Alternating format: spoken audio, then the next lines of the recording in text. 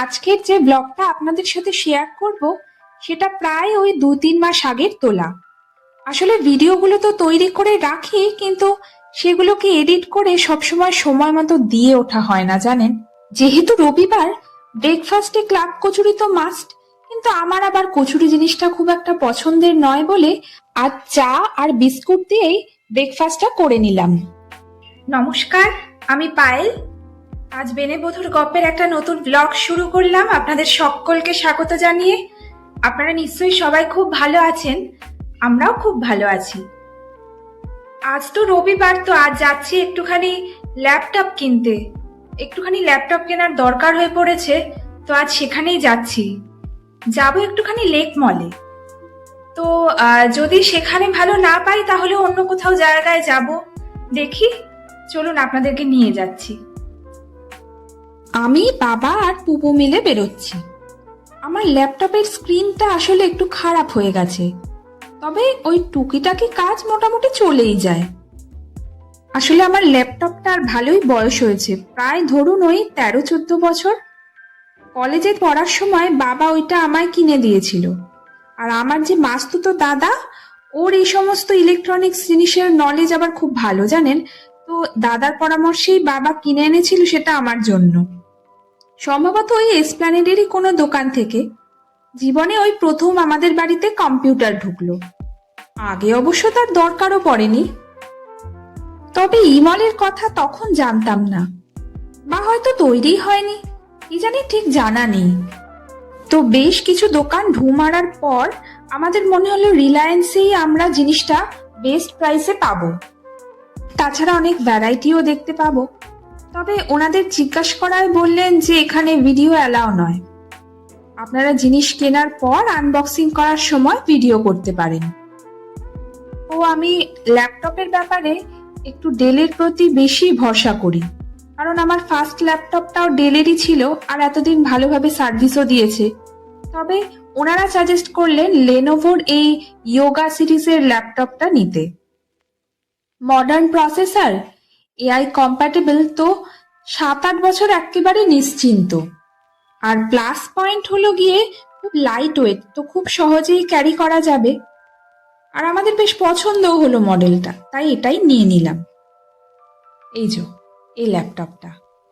তো ওনারা একটু ওনাদের মতন প্রাইমারি সেটিংসগুলো করে দেবেন, আর বাকি যে আপডেটসগুলো বাড়িতে এসে আমাদের মতন করে আমরা করে নেব। একটু সময় সাপেক্ষ তো। আর আমরা গিফট হিসেবে পেয়েছিলাম এই ইয়ারপডটা। আমার না এই গিফটের কথা শুনলেই কেমন যেন একটা হাসি পায়।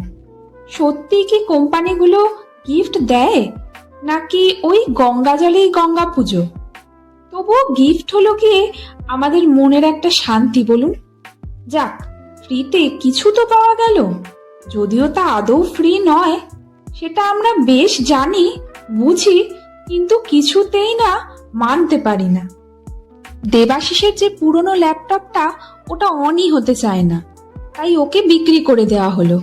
তবে আমার পুরনো ল্যাপটপটা রেখে দিয়েছি, ও বাড়িতে আছে, টুকটাক দরকার পড়লে তো বেশ কাজেও লাগে। আর ওই যে স্মৃতি। তো আজ বাড়িতে আসতে আসতে না অনেকটা লেট হয়ে গেল। স্নান সেরে এসে দেখি মা থালা সাজিয়েছে।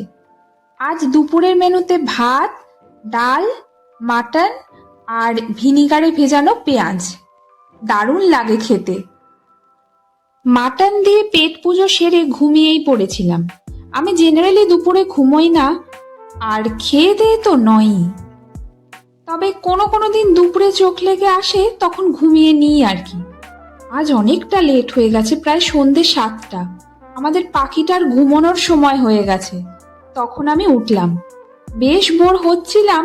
দেবাশিস বলল, একটু শিয়ালদা চলো, গাছ কিনে নিয়ে আসবো যদি কিছু পছন্দ হয়।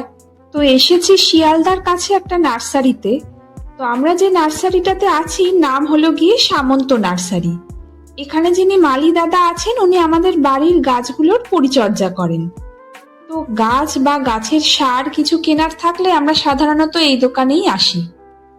এত ফুল বাহারি গাছ দেখলে মনটা বেশ তরতাজা লাগে আমার। ওই দেখুন, কত বড় বড় দুটো লেবু ধরেছে গাছটাতে। সেদিন অবশ্য জিজ্ঞাসা করা হয়নি কি লেবু, সম্ভবত লাগছে কাগজি লেবু। আর এই ফুলের টবগুলো দেখুন কি সুন্দর।